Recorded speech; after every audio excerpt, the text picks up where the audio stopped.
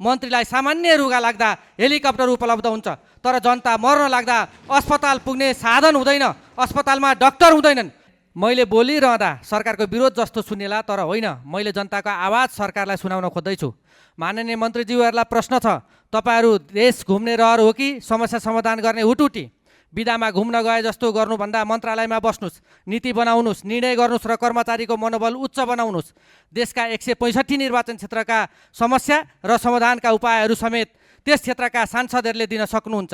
त्यसका लागि जम्बो सल्लाहकार राखेर राज्यको ढिकुटी रित्याउनु आवश्यक छैन।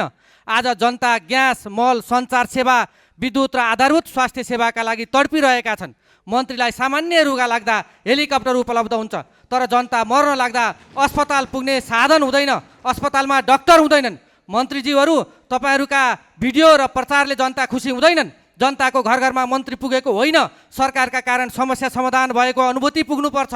देश नघुम्नुहोस्, देशको समस्या समाधान गर्नुहोस्। जनताले भन्न थालेका छन् अनुहार